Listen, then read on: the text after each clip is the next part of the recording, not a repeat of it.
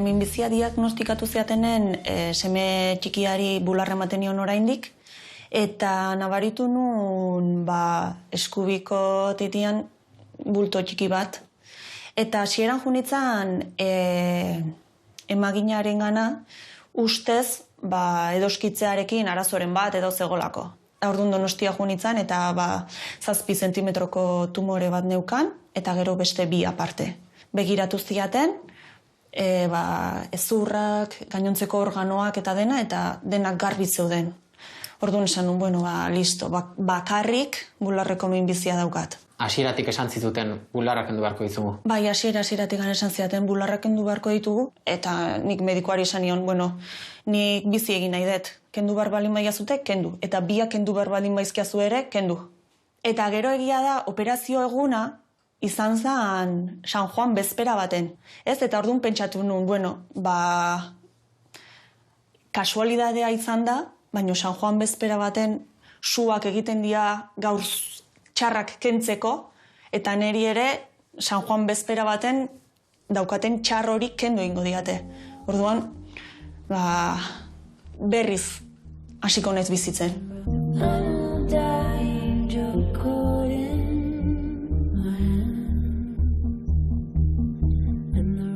Altxan itzan eta behar nun ikusi nola gelditu nitzeni. Eta kendu nitzan espiluan begiratzeko. Eta? Eta esan nun, hau da dagona. Baina bizirik gaude.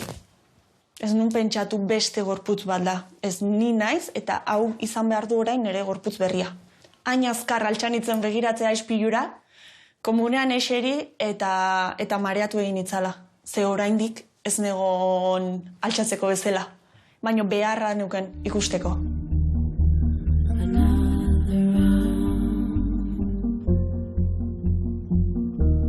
Komunera joan zan momentu hortan, zuk bazenekien zertarazi joan hain zane? Bai, segitu nigerri nuen momentu hortan zertarazi joan. Ez nion lagundu, ez? Nik uste momentu hortan bea ikusi bartzala, eta alboan geratu nintzen, nik begiak beregan jarritan euskan jakiteko bere reakzioa nolako izango zen. Bea nola sentitzen zen eta bea nola ikusten zen ispiluan aurrean. Beldurra sortera zitu ez jakintasunak. Beak ezekin bere gorputza nola gelditu zen, eta horregatik izan zen garrantzitsua, ez? Zein didate nola irten naiz ebakuntza honetatik. Ze gorputz berri baten nola aurkitzen zen ikustea. Ni bakarrik negonean etxian, espiluan onartzen nitzan. Baina ez nitzen ausartzen ni neon bezala gainontzeko erakustea.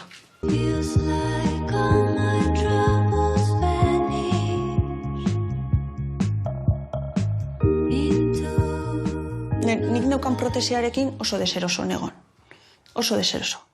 Eta junitza laguntza bilatzen pertsona bat protesi gabe kalera ateratzen zan. Ni momentu hortan behar nuna zan, pertsona batek nahi izatea aintzane, protesi gabe, titi bakar batekin atera dezakezu kalera.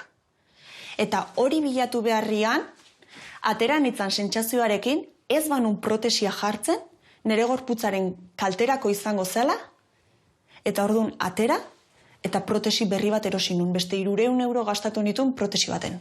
Erabat momentu deserosak bizitzatezitun, kalean, etxera iritsi arte. Etxea iritsi zenean, titizorroak kendu, eta orduan zan eroso sentitzen zan momentua. Beha pixkat, liberatzen zan momentua, hori zan. Aintzanek protesia jarrita, bilatzen zuen markatuta zeun bidea jarraitzea. Hasieran, ez dara bere autoain, beak zeuken bidea markatuta, eta hori izan jarraitzen, bakarrik bide hortan ez ala eroso sentitzen. Batek baino gehiago esango zitela, ikusiko ez operatzen zuten, haze 2 titi puska jarriko izkizuten. Eta nik ustet hori esaten duenak ez dula ikusi rekonstruitutako bular bat nola gelditzen den. Kiroldegian, dutxatan edo biluztu naizenean, dutxa irikiak diala, jendeak begiratu du. Baina nik usten dut, emakume bat aurduan dagoenen tripari begiratzen diozun bezala. Ez gaizkia baizik eta zerbait obioa dane begiratzen dezun bezala. Protesia jartzea zen normalitate baten barruan sartzea. zan kalea atera eta ezagutzen ez nindun pertsona batek ni begiratzea eta ez jakitea minbizia pasan nula. Esaten nun, ez da posible. Ez da posible ni bakarrik sentitzea hau.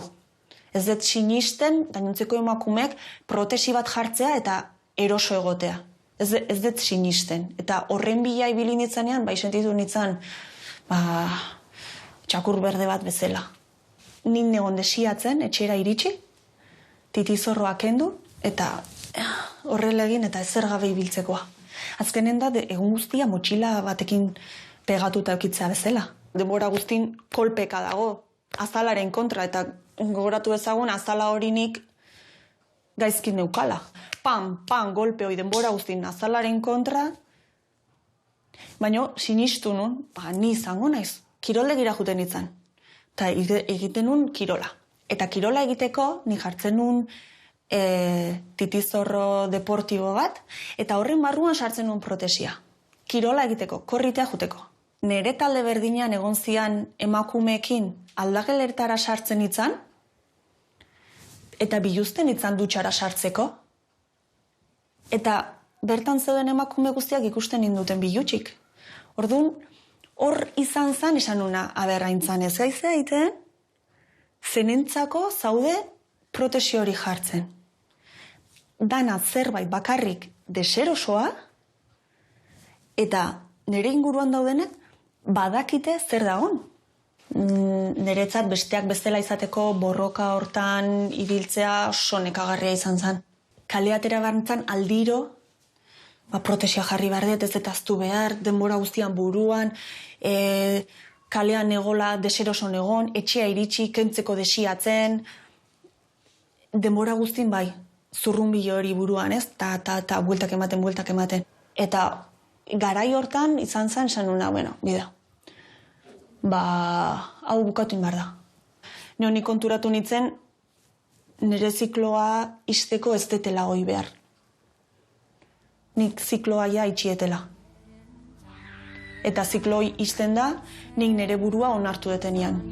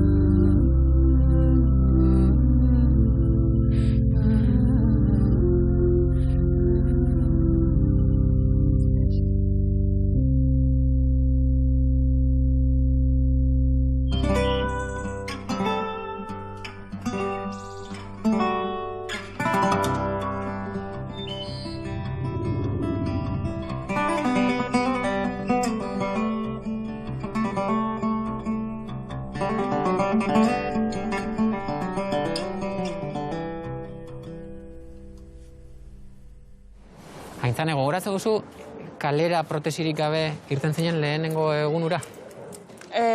Bai, ze azkenian denbora pentsatzen ibili nintzen, atera, ez atera, nola aterako naiz. Eta, zergatik pentsatu, atera, ez atera, nola aterako naiz?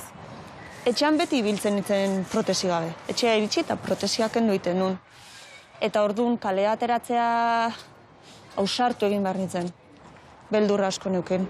Jendean erreakzioaren beldur. Zer pentsatuko zuten, edo ia pentsatuko zuten ni lotxagabe bat nitzala. Lotxagabea? Bai. Zergatik? Hasieran pentsatzen nun, agian pentsatuko zutela begira hau. Nola ateratzen den kalera. Guri erakusten bere gaixotasuna nola gainditu duen, edo ezkutatu aldun gauz bat bistaraziz. Arazoa uste nire buruarekin neukala. Eta gaur egun ikusten ez dutela pentsatu ere egiten. Ez dut pentsatzen. Titizorro propioak egite dituzu? Bueno, egin baino moldatu. Eta zuk esaten duzu, moldatutako titizorro horiek ez direla oso sexiak. Ez. Azkenen Ba, ez naizelako jostuna. Eta egiten detena da, goraizi batzuk hartu eta ras moztu. Azkenen ni eroso egoteko. Baina ez da bular bakarreko emakumeak seksiak ez direlako? Ez. Ez dauka zer ikusirik Ez dauka horrekin. zer ikusirik. Azkenen bakoitzak bere gorputza sexia eduki edo ez dauka kanpoko itxurarekin ikusten dut, baizik eta bakoitzaren jarrerarekin. Ni feminina izan naiteke edo ez, baino titi batek ez dit esango hori. Ni momentu baten, okerren pasa izan dudan momentua izan da, radioterapiako sesioa jasotzen ditunean, nik azala haragi bizia neukan, gorri. Eta hala ere, titizorro bat jartzen nun, protesiakin jartzen nun kalerateatzeko. Eta etxea iristen itzanean... Horrek eragiten zizun minakin? Mina eta etxea iritsi eta kentzen unean azalzatia kentzen zitzaizkidala. Eta hala ere hurrengo gunean jazten nun. Orduan, hor lotxa pasatzen nun. Horregatik ateratzen nintzen protesiarekin. Horregatik esaten dut orain lotxa galdu dudala. Ez zentzu txarrean, baizik eta zentzu honean. Eta pasatakoak aldatu egin dizu zure gorputzarekin daukazun harremana? Nik uste dut baiet. Nola Orain aldatu? erresago onartzen den nire gorputza edo ez onartzea bakarri baizik eta pentsatzea, nire gorputza polita dela eta ondo dagoela. Ez dela perfektua izan behar. Nire asimetria maite dut. I came back a little broken. Zure egoeran dagoen emakume bati zer esango zenioke? Badagola aukera ez ergabe ateratzea kalea. Eta agian lotxagabe batzuk izan behar gehala. Momentu batean. Eta kalera atera.